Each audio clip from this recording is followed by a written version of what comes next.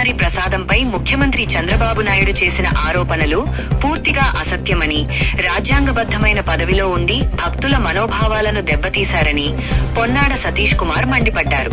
ఈ సందర్భంగా పొన్నాడ కీలక వ్యాఖ్యలు చేశారు. సుప్రీంకోర్టు ఆదేశాల మేరకు విచారణ చేపట్టిన సిబిఐ తన ఛార్జ్ షీట్లో తిరుమల నెయ్యిలో ఎటువంటి కల్తీ జరగలేదని స్పష్టం చేసిందని వారు పేర్కొన్నారు. ఈ కార్యక్రమంలో నడింపల్లి సందీప్ రాజు మరియు వైఎస్ఆర్సీపీ నియోజకవర్గ ముఖ్య నేతలు, కార్యకర్తలు అధిక సంఖ్యలో పాల్గొన్నారు.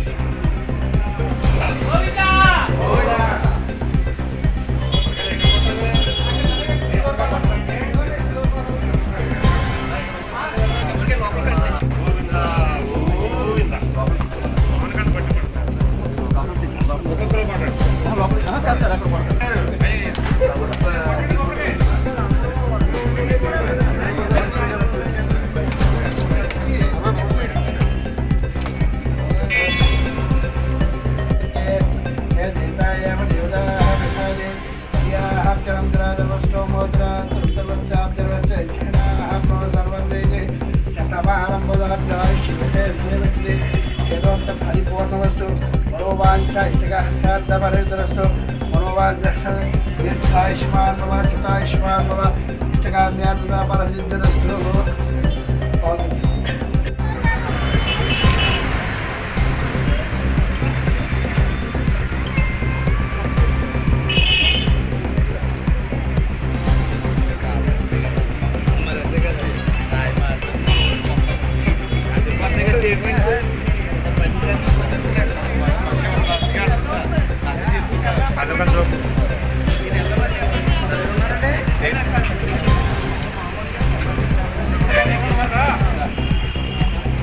ఏదైతే కూటమి ప్రభుత్వం అధికారంలోకి వచ్చిన తర్వాత ఒక ముఖ్యమంత్రి హోదాలో ఉన్నటువంటి చంద్రబాబు నాయుడు మనందరం కలియుగ దైవంగా భావించి, ప్రపంచం అంతా కలియుగ దైవంగా భావించే శ్రీ వెంకటేశ్వర స్వామి, తిరుమల వెంకటేశ్వర స్వామి సన్నిధిలో ఇస్తున్నటువంటి ప్రసాదాల మీద ఒక అసత్యమైనటువంటి ఆరోపణ చేయడం జరిగిందని మనందరికీ తెలుస్తుంది. ఎంత దుర్మార్గం అంటే, ఆ స్వామి ప్రసాదాన్ని మనం అందరం కూడా ఎంతో భక్తి శ్రద్ధలతో ఆ ప్రసాదాన్ని మనం స్వీకరించే ప్రసాదం మీద జంతువుల కొవ్వు కలిసింది ఆ ప్రసాదంలో అని చెప్పి ఒక దుర్మార్గమైన ఒక ఆరోపణ చేసి, ఏదైతే జగన్మోహన్ రెడ్డి గారి ప్రభుత్వం హయాంలో ఈ కల్తీ జరిగిందని చెప్పి ఒక ఆరోపణ చేయడం జరిగింది. ఈరోజు మనందరం వాస్తవాలు, కొంత ఆలస్యమైన వాస్తవాలన్నీ కూడా ఈరోజు బయటికి రావడం జరిగింది. ఏదైతే సుప్రీంకోర్టు జోక్యంతో ఏదైతే చంద్రబాబు నాయుడు ఏదైతే ఆరోపణ చేశారో, సుప్రీంకోర్టు ఏదైతే జోక్యంతో ఈ ఆరోపణలన్నీ కూడా దిక్కు తేల్చాలనే ఉద్దేశంతో సిబిఐ విచారణ చేయాలని ఆదేశించడం, ఇవాళ సిబిఐ ఏదైతే దాఖలు చేసినటువంటి ఏదైతే ఛార్జ్ షీట్ ఉందో దాంట్లో ఎక్కడా కూడా నెయ్యిలో ఎక్కడా కూడా కల్తీ జరగలేదు, ఎక్కడా కూడా జంతు మాంసంతో ఏదైతే కొవ్వుతో ఇవాళ ఈ నెయ్యిను కల్తీ చేశారని చెప్పి ఏదైతే ఒక ముఖ్యమంత్రి హోదాలో ఇవాళ చంద్రబాబు నాయుడు చేస్తున్న ఆరోపణ అది అవాస్తవం అని చెప్పి ఇవాళ ఛార్జ్ షీట్లో తేల్చడం జరిగింది. ఇవాళ మన అందరం కూడా ఒకటే ఇవాళ చంద్రబాబు నాయుడిని ప్రశ్నించాలి. ఒక రాజ్యాంగబద్ధమైనటువంటి హోదాలో ఉన్నటువంటి ఒక రాష్ట్ర ముఖ్యమంత్రి ఎటువంటి నిజాలు ఇవాళ దిక్కు తేల్చకుండా, దాని మీద విచారణ జరపకుండా అతని నోట్లోంచి ఇవాళ ఆ మాట రావడం అనేది నిజంగా చాలా దారుణం. ఇవాళ ప్రభుత్వంలో ఉన్నటువంటి చంద్రబాబు నాయుడు ఖచ్చితంగా ఇవాళ దీనికి సమాధానం చెప్పాలి.